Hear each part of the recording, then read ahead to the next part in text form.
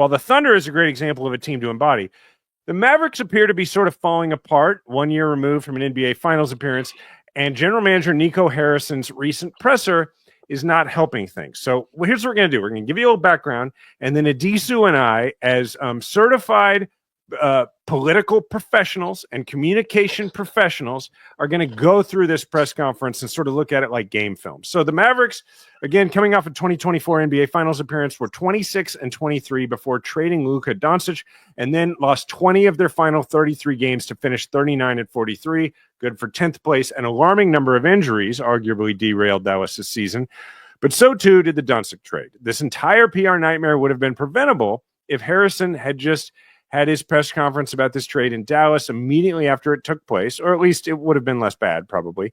But instead, he waited until like the last 2 weeks to start speaking about the Luka trade, and it really has negatively refocused everyone's eyes on that once again. So we're going to go through a few videos. So video number one. It's also worth, actually, before we do it, I want to say, in addition to it was a case study in bad crisis comms, but not only did they not talk out loud about this until the last 2 weeks, really, but also clearly planted some oppo about Luka in various publications with friendly reporters, which is a time-honored tradition in politics, but it was so heavy-handed and just tone deaf in those first couple of weeks. He's fat, and he was out of shape, and this, that, and the other. And it's okay, Nico Harrison play defense. Yeah, it's everybody knows that. And he also averaged a triple-double last year, so whatever. So it was really messed up, even coming into this press conference from yesterday. Go ahead. All right, let's go through these. Video number one is Charles Barkley's comments on. Actually, let's save this, Philip. Let's do this last. Let's do Barkley's take last. Let's just start with video number two, which is confronting him about the fans' position on the job he's doing. Almost hate. I have to say the word. How do you deal with that? How are you dealing with that? One, and then two, do you understand how they feel? I think they want to know that you feel their pain about losing Luka. What can you say to them? Well, when you have 20,000 people in this stadium chanting "Fire Nico," you really feel it. I mean, I use the word awesome, but not in a positive way. You can really feel how they feel. So yes, I feel them. How am I doing? I'm good. I said this last week. God's got me covered. I have an amazing family and an amazing support group to get through it. But no, I absolutely feel it. But I'm also, my job is to make decisions that I feel are in the best interest of this organization, and I got to stand by the decision, and some of them are going to be unpopular, and this was clearly one that's unpopular. Okay, Nico. Sorry, I almost got you, Nico. Addisu, let's start with this. Can you grade that answer? How'd he do, and where'd he mess up or not, or do well? It was a B. It wasn't terrible. I think trying to pivot into, his relationship with God and his family, generate some sympathy. But he still didn't seem to quite get it. What do you think? Yeah, I feel like he was initially kind of making a stab at doing the right, but when he acknowledged, I listened to them chant "fire me," and that doesn't feel good and all that. So that was I'm acknowledging that I hear them, but he's not saying anything there to make them feel heard. And if you think about what the question was, it's, do you feel their pain? And I think the problem may be that he doesn't. I'm not sure, but if you do at all, I think it's important when people are mad at you in an individual interaction or in a interaction with a large group of people, it is important to acknowledge that you can see how, or you can sort of empathize with how they're feeling. And so if it were me, I might have said, look, you try and put yourself in their shoes and just say from their perspective, I absolutely understand. And then talk about how they're feeling and say I can see where if I were a fan of this team and I'd been invested emotionally in Luka and then he's traded this way, I can see where I might feel betrayed. I can see that's how you make people feel heard. And instead he just sort of was I heard them, but I got a job to do. Yeah, and we'll get into this in the fourth clip, I think, why I think he just doesn't get it. But yeah, it's a B. I think B minus. Like it definitely wasn't his worst one of the press It's not a conference. train wreck at all. But was not. He just doesn't get it. Which well, let's go to the next clip, which starts with just a savage question, honestly, from a reporter, but just shows just how bad he's bungled the last 2 months. Luka comes back to town, the Lakers game's happening, and you're standing there, and there's thousands of people chanting for you to be fired. That's an experience that none of us, no one's chanting for for us to lose our jobs. Why shouldn't you be fired? Well, one, I think I've done a really good job here, and I don't think I can be judged by the injuries this year. You have to judge from totality, from beginning to end. And so I think I have a really good working relationship with Patrick. Okay, grade this one. That one's like a D minus. Yeah, that's pretty. I don't want to give him an F because I'm saving an F for later. But what do you think? Okay, from a communication standpoint, grade it. Yeah, well, it's probably an F. I mean, because the thing, and again, I'm not talking about his performance as GM so much as just as a communicator. If you think about the way the question was asked, the question was actually, for a savage question, asked with some degree of empathy. I mean, yes. he was the reporter was even sort of preempting the natural thing, which is like, well, you're in this position, I'm not, and I have to show some respect for that. Like, none of us here in the press gallery have had to deal with something like that. And so I felt like he was sort of extending to him an opportunity, one, to make a case for himself, but two, I think, to humanize himself. He was offering, you're a human being who's gone through this. Can you tell us what that's been like? But and also tell us. He completely. It's funny. He could have used the stuff from the first answer here because, to your point, the door was open. But instead, he was just like, "I've done a good job." But the worst part of this answer, in my opinion, by far, is I have a good relationship with the owner, right? Which might suggest that this had an audience of one, not unlike a lot of press conferences in our politics right now, which is, it's a lot of people basically trying to talk to Trump through Fox News. I think similarly, this might be Nico Harrison trying to talk to Patrick Dumont, the owner or managing owner of the Mavs. But I have a good relationship with the owner could not be more tone deaf. It's an F. I'll give it again an F plus because again I'm saving an F for later. But yeah, it's just missing. He clearly feels hurt. He clearly feels like he did the right thing. Fine, whatever he feels. What he's missing, and he continues to miss, is the fans and how they feel and putting himself in their shoes and not realizing that the Mavericks organization is bigger than the owner. And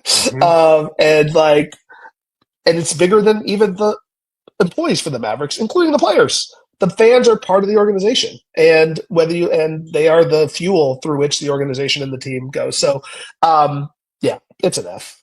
You're right. If I were advising him as a communications consultant, what I would have said for that answer is that it would be good to again start with acknowledging the way people feel, but also you can kind of dodge that question a little bit. You could just say well, look, it's not up to me. You could just say, I'm in this job and I'm going to keep doing the best job that I possibly can. And I understand that some people are going to think I'm doing it well. Some people are going to think I'm doing it poorly.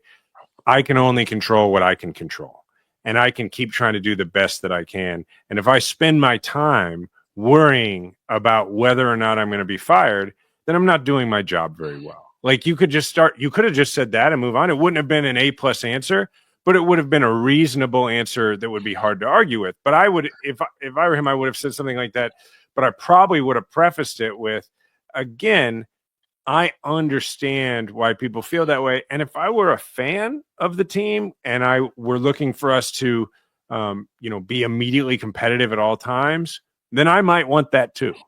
But as a fan, it wouldn't be my obligation to form a long-term strategy for the team either. So like Yeah. something like that. It could have been better. All right, number 4 says, okay, you tee this up because this seems to be your favorite clip. No, number 5. The next one is my favorite clip. Okay. So let's play this one, and then we'll get to All right. my favorite. There have been a million theories about why you did the deal. One of them was that you were told to do it, that Mr. Dumont said, I didn't want to give the Supermax contract, which is obviously very expensive, to Luka. Were you told that you had to trade him? No, not at all. Patrick reminds me of the leadership that I had at Nike, and a really good leader doesn't tell the people that work for them what to do. It's a collective, well thought out process to make a big move like that. And then also, unfortunately, I'm super stubborn, so someone telling me to do something doesn't work too well for me.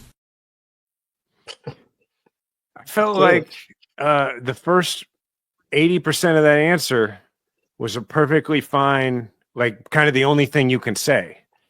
Yeah. And then I'm not sure why we added the thing about I'm super stubborn when that's exactly what fans seem to be worried about. Yeah. They're not stubborn about they're stubborn about the fact that he hasn't been able to get to where we've been talking about here. And yeah, he just like volunteered that for no reason. But yeah, this was a fine answer. He doesn't seem to want. Well, first of all, he was as animated as ever defending Dumont. Among these 3 answers that we've seen of ours, which goes to my theory. And but also, by the way, goes out of his way to refer to him by his first name. Which you don't generally in sports, right or wrong, you don't generally see. It seems to be that the tradition is that the owner Mr. is referred to as Mr. or Mrs. or whatever. And a lot of owners, including a couple I know, would say they don't like that. They don't like the formality of it. But it is interesting that he made a point of each time it was said one way to say it back another. And also the reason why this is a fine answer but not a great one is sometimes, and this is particularly true of our politics and our environment right now, sometimes people want you to just take responsibility even if you don't think you deserve it solely. And this felt like it wasn't just me. He wasn't trying to brag about the collective nature and the deliberative nature of the decision. He was actually trying to like deflect blame. Possibly. And possibly, right? And, put some of the heat elsewhere, right? It was not just my decision. It was a decision we talked about amongst ourselves with the owner and others.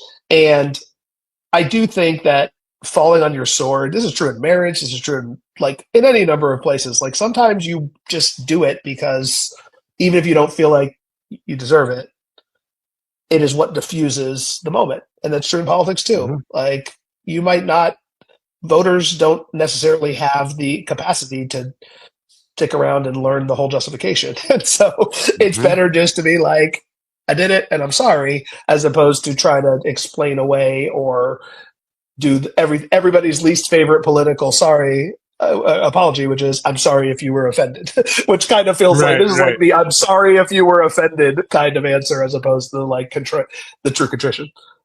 Okay, this next one is the one that I believe is your favorite. F minus. So just I'm previewing it. Tee it up. Yeah, good question. I did know that Luka was important to the fan base. I didn't quite know it to what level, but really the way we looked at it is, if you're putting a team on the floor that's Kyrie, Clay, PJ, Anthony Davis, and Lively, we feel that's a championship caliber team, and we would have been winning at a high level, and that would have quieted some of the outrage. Yeah. So there's a scene in. Don't admit that, bro. Yeah. Don't. Let's work backwards in the answer. Don't admit that you were aware there would be outrage and that it would be necessary to win in order to like make that outrage not so bad. There's a scene in 42 where I can't remember the name of the character. He's a real person who was, the reporter who sort of traveled with Jackie Robinson. But it's when Jackie Robinson shows up to spring training for the first time, and he's underestimating, the reporter worries, how important these questions that are about to come from all these reporters are. And the reporter says to him, you know how when you're playing and you want to see that pitch come in slow, you need to take your time and see these questions come in slow. And this was a good example of Nico Harrison did not see this pitch come in slow because he missed what the pitch was. He read this question as being sort of what part of your decision did you think was actually going to mitigate how upset people were, when in reality the question was the heart of the question was, did you understand how upset people would be? And that's why he just sort of he essentially said no to that answer, whether he likes it or not. But I did not. Passionately. Yeah. He's like, I knew, but I didn't really almost offhand. I guess to say that I didn't understand how important Luka was to the fan base is the crux of all their anger. And he just said it out loud. Like, this is the end of the press conference here. It's like you might as well have just shut it down right here, because all the fans wanted to hear was he was our Dirk. He was our everything. He was our son. He was the player that we came to see. And you had to have known that, right? And he just said, I did not know that. Right. And like everything after that is basically, it doesn't matter I agree that team is pretty good with Kyrie and Clay and AD and whatever, et cetera, but irrelevant. Luka's bigger than what the product. First of all, they made the finals last year and won a game. So like they were 3 games away from winning the championship with the team they had. But putting all that aside, it's irrelevant. Not irrelevant. It's not the be all and end all is not the product you put on the floor. Luka meant more to the fan base than just the product you put on the floor. He was there when he was 18 years old. You saw him grow up grow up with the team. He blossomed as an individual. He's a Hall of Famer if he retired tomorrow. And he's 25 years old, and they expected him to be there for the rest of his career and to treat him. I think Dirk Nowitzki has a lot to do with how people feel about Luka, because they had this guy already, a fellow European, and they felt like they'd had him again. And he just does. He admitted in public that he did not understand that connection between Luka and the fans, and it's over. Like, that's it. If you don't understand that, you just don't get it, and you've said it out loud. And I think the problem it's not exclusively in the fact that he admitted that he didn't that he underestimated it. It's because I think people assumed. You know what I mean? At this point, you assume that. I mean, like, him saying that is not a shock, right? Like, it would almost be worse if he were like, "Yeah, I knew how upset they would be, but I did it anyway." Like, yes, I killed him and I'll do it again, whatever. But I think that it's the way he's so casual about it. Like, it's not a big deal. Whereas it's sort of like, if you're going to say that, you've got to say, what you've got to say is, I massively underestimated how important he was to the fan base. And I can't sit here and tell you that I absolutely would have made a different decision, because I can't know that kind of thing. But I can tell you that I regret not handling it better. I certainly regret the way that the fans feel. It hurts me in my heart that the fans feel betrayed by me. I understand what they're going through. And even though I can sit here and tell you, I think that I made the best decision for this team long term, it still hurts me that I made the fans feel that way. And I don't feel good about it. Like, there's a way to lean into it and say, like, I understand your pain, but you and I are still on the same side. And everything about this answer says, like, not even like we're not on the same side. It says, like, I don't even think about whether we're on the same side. Yeah. He keeps saying, and I'm not sure if the next clip, I think that's the last clip we have. Well, we have one more fun one, but he keeps saying my obligation is to the Dallas Mavericks, as if the Dallas Mavericks is a nameless, faceless corporation. And I'm like, it is the fans are so critical to sports. Like, we're Dallas. We are the Dallas Mavericks. Exactly. Like, and they are the Dallas Mavericks. And if they don't pay for tickets and if they abandon the team, like, the Dallas Mavericks are just a basketball team that plays in an empty arena. So, like, what are we doing here? But you're right. The dispassionate way that he answers these questions is like, have you ever gotten in a fight with your wife where, like, or somebody where, like, they're too calm, and you're like, no, it's like more annoying than if they were yelling at you, and that's kind of what this feels like. Absolutely. Okay, A couple more. So this is him. He's trying to leave the press conference, but the door is locked, I guess. Yeah, let's see show this. it. It's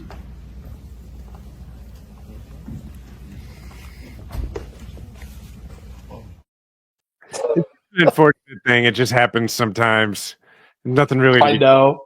I remember it happened to George W. Bush in a press conference once, and it's just a thing that happens. It's just the advanced guys are now the next to Yes. get traded.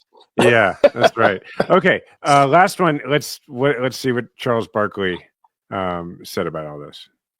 Nico Harrison, I consider you a friend of mine. I wish you nothing but the best. I thought you did a good job last year with the Mavs, and obviously whatever happened this year didn't work out. Man, don't do no more press conferences.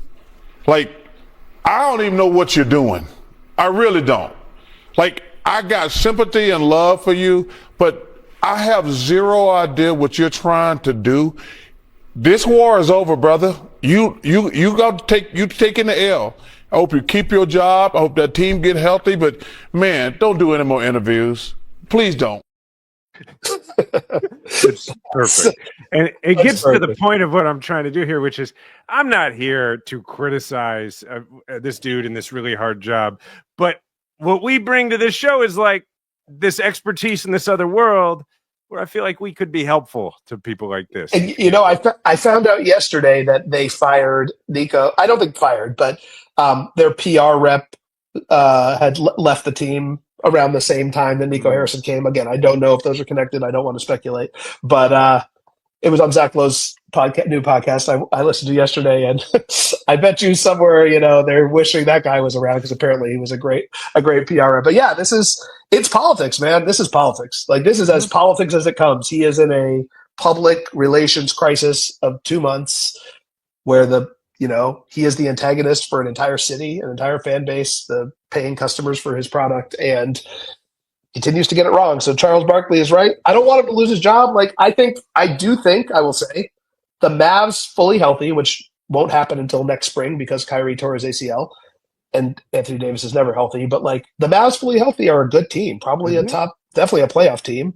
But this is bigger than that, man. And I don't think he's going to survive the summer, like, unless he really has Patrick Dumont's his audience of one in his faith. But I don't want the guy. I'm like Charles. I don't want the guy to like get fired. I'm not a Mavericks fan. Like, I don't feel the same kind of connection to him. But yeah, he is not getting good advice, and he is not doing himself favors out there in public, and he might lose his job because of it.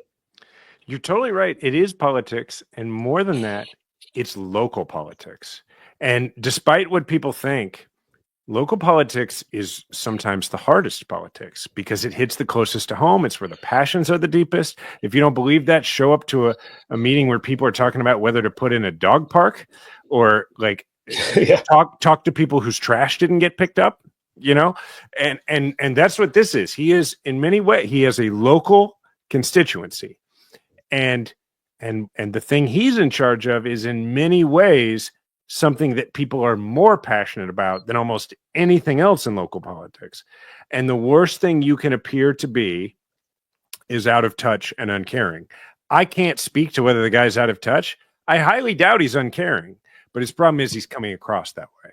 And that's not good. Until he fixes that. Stay Right. behind closed doors, brother.